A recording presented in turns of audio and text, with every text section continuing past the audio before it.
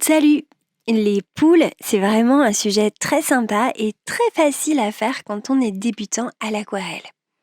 Je te montre ça tout de suite en temps réel. La première chose à faire, c'est d'avoir ces couleurs un peu prêtes à l'avance parce qu'on veut mettre plusieurs couleurs dans une même poule. Et c'est quand même plus pratique si tu es un petit peu préparé. Je suis sur une palette plastique, là, essaye d'avoir à peu près la même consistance que ce que j'ai. On va d'abord parler des couleurs et puis après je te redétaille sur la seconde poule exactement comment j'ai fait. Mais c'est le même principe pour les deux premières poules. L'essentiel à savoir pour les couleurs à préparer, c'est que bien sûr tu vas faire ton mélange qui te convient à peu près, mais tu vois là sur ma grande palette, j'ai un peu plusieurs couleurs qui se mélangent et ça me dérange pas parce que c'est ce que je veux rendre dans une poule, quelque chose d'un peu en variation. Tu vois, je suis en train de prendre du rouge Winsor & Newton mélangé à du orange dans le fond de la flaque. Et ça va me permettre d'imprimer quelques petites variations dans cette poule qui était plutôt dans les terres de sienne brûlées. C'est la base. N'oublie surtout pas de laisser un petit peu de blanc, ça fera respirer ta poule, c'est un peu plus joli à regarder. Si t'as pas de terre de sienne brûlée, c'est pas très grave. Du terre d'ombre brûlée mélangé à de l'orange, ça peut être super. Et puis tu vois que je fais un petit peu quand même très attention à mon rouge. Donc moi je te suggérerais d'avoir un beau rouge bien éclatant pour pouvoir faire la crête, si c'est possible. Si t'as que du rose permanent par exemple, ou pas de rouge, tu vois, très rouge, tu le mélanges avec du orange. Si t'as, ce serait cool. Et ça te permettra d'avoir un rouge un peu vibrant.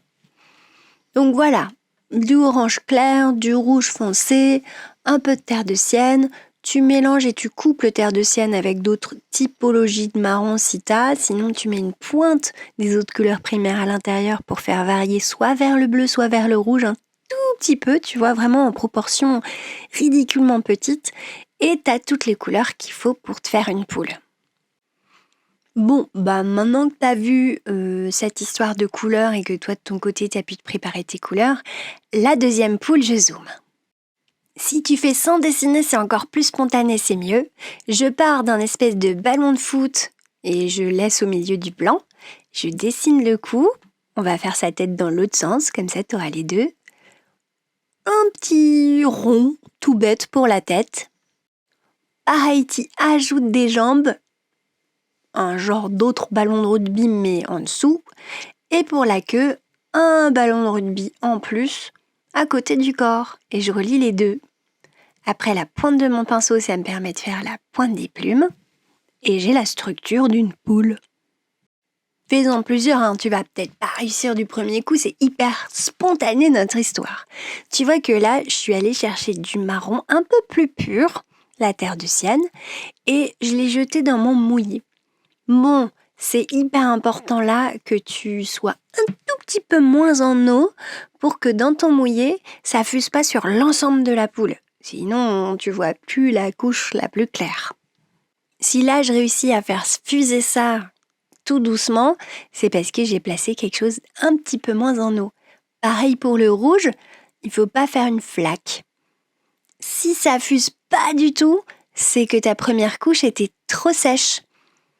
Si ça fuse bien comme ça, c'est que c'était juste assez humide, juste assez en eau. Contrôle ton eau avec un chiffon ou un sopalin, mets ton pinceau dessus si tu penses qu'il y en a trop. Tu vas le voir très vite, hein. Ça fuse et ça s'en va dans tous les sens s'il y a trop d'eau. Et s'il n'y en a pas assez, c'est comme si tu avais de la gouache. Ici, avec mon pinceau, presque pas avec de l'eau, tu vois, juste un tout petit peu sec, et je vais juste passer au milieu. Le pinceau, je frotte un coup et c'est tout ce que je fais. Je dessine le bec et encore une fois, ça fait pas de marque parce que c'était juste ce qu'il faut en termes d'humidité. Et ouais, c'est dur l'aquarelle, mais je te jure que si tu fais 2-3 petites poules comme ça, tu devrais t'améliorer hyper vite et pouvoir avoir cette sensation qui te permettra de savoir « Ah, je peux rajouter de l'orange, c'est encore humide. Je vais mettre une goutte de peinture qui l'est moins par-dessus et ça va fuser tout doucement sans faire des marques moches. » Avec cette structure, tu peux faire plein de poules.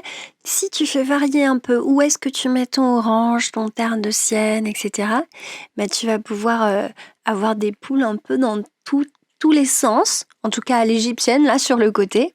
Je vais te montrer comment en faire une autre après. Si je veux faire une poule allongée, je dessine un genre d'œuf, je dessine les fesses et la tête. Sauf que la tête, là, elle est un peu plus rentrée, tu vois, parce qu'elle fait dodo. Tu me diras, ça ressemble pas à une poule, fais ici à ton machin. Si, attends. C'est parce que d'abord, il faut faire les variations du jaune là et du marron, rajouter un petit peu de foncé par-dessus. C'est rigolo, hein, parce que j'ai commencé jaune. Du coup, on dirait carrément pas une poule, comme quoi on peut le faire dans n'importe quelle couleur et ça fonctionne. Je rajoute du marron. Tu me diras, pour l'instant, ça fait que un bloob, toujours. Non, en fait, qu'est-ce qui va faire poule? Oui, je te le donne en mille et mille, la crête. Donc un beau orange bien foncé là, bien sorti du tube ou bien sorti du godet, vraiment très peu d'eau. Tu le mets au bout de la queue et tu suggères juste la crête et t'as une poule. T'as vu? Magique, hein? Bon, c'était pour te montrer là que tu peux partir sur des couleurs un petit peu fantasques. Mais c'est pas tout, je vais te montrer quand même la structure d'une poule de derrière. Et oui, parce que si tu fais des poules un petit peu bien là, comme ça, presque nature devant, derrière, t'aurais peut-être envie de suggérer le fait qu'il y en a plein. C'est comme pour les foules, on suggère des formes d'un peu plus loin en les faisant pas trop définies. Et tu vois que je fais une poule en 30 secondes, mais tu peux revenir dessus. Tant que c'est encore humide, tu peux suggérer un petit peu de la structure ou moins de structure d'ailleurs en faisant ce que je viens de faire avec le pinceau sec, c'est-à-dire reprendre un peu de couleur pour fuser tout ça, préciser le fait que tu vois il y a une aile avec du marron toujours un peu plus foncé en dessous. C'est bien si tu fais une ombre très légère à tes poules, au-dessus, en dessous, tu vois, non pas au-dessus, je suis bête, en dessous seulement, parce que ça les assoit, t'as moins l'impression qu'elles flottent dans l'air. Donc c'est quand même bien de penser à faire une ombre. Qu'elle soit bleue, claire ou même marron, ça fait un peu plus présent. Je t'ai pas fait de composition, hein, tu vois, fais pas la même chose que moi, c'est juste vraiment la structure que je voulais te montrer. Donc je te le refais bien, un rond, vraiment un rond, tu vois, c'était mon ballon de tout à l'heure, mais encore plus rond. Après, on fait les jambes. Tu peux faire des ronds au lieu de ballons, hein, ça marche très très bien. Pas la peine de suggérer un ballon de rugby nécessairement. C'est juste la tête, c'est un plus petit rond. Et après, tu relis toutes ces formes. Quand tu relis toutes ces formes, sans oublier l'aile, t'as la structure de la poule que je t'ai fait à côté. Aie confiance dans le process, ça donne la poule qu'il y a sur le côté. Il suffit que tu le travailles tranquillement dans le mouillé. Si tu fais quelque chose qui est trop sec, encore une fois, tu vas pas pouvoir faire des variations, suggérer les plumes comme ça et amener un joli truc un peu enlevé, un peu frais dans ta poule. Ça va tout de suite faire un petit peu figé. Si tu as des vraies poules devant toi parce que tu es en vacances, c'est quand même l'occasion que tu essaies de les attraper et que tu essaies d'attraper leur mouvement, voir si elle a la tête en bas ou est-ce que je fais le rond, tu vois. Intéressant. Rappelle-toi donc de toujours respecter cette règle que je mets quelque chose de moins mouillé, de moins en moins mouillé. Si je travaille dans l'humide, pour que ça fasse des belles fusions, j'y vais avec une couleur qui est un peu moins humide que la précédente.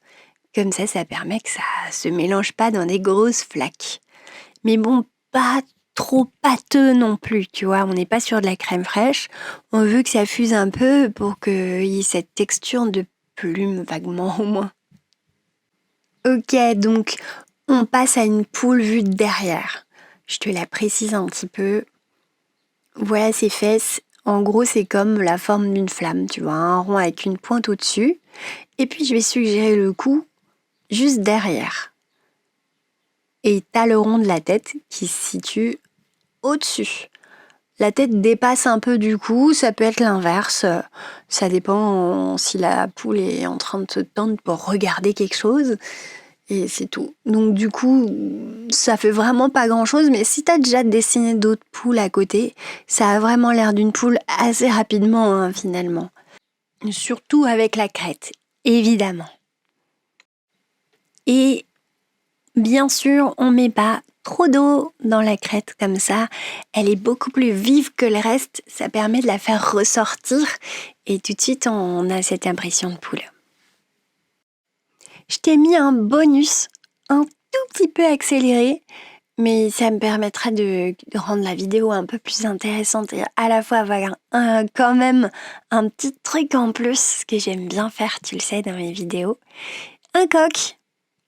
Et oui, bah là du coup, c'est pas du tout la même queue, on est bien d'accord, mais tu dois t'en sortir avec des petits coups de pinceau qui suivent le mouvement de la plume.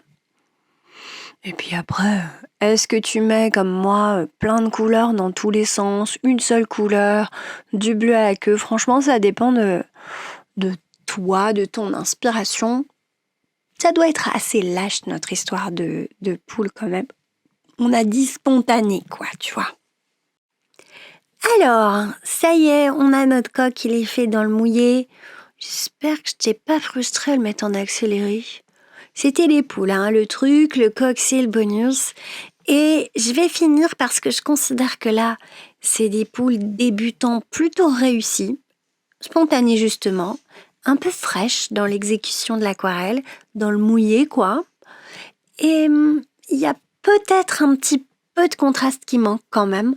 Donc elles sont réussies en soi, mais je te laisse juge, tu feras ce que tu veux. Moi, je préfère ajouter du contraste, de la définition, par endroits, pas partout, évidemment.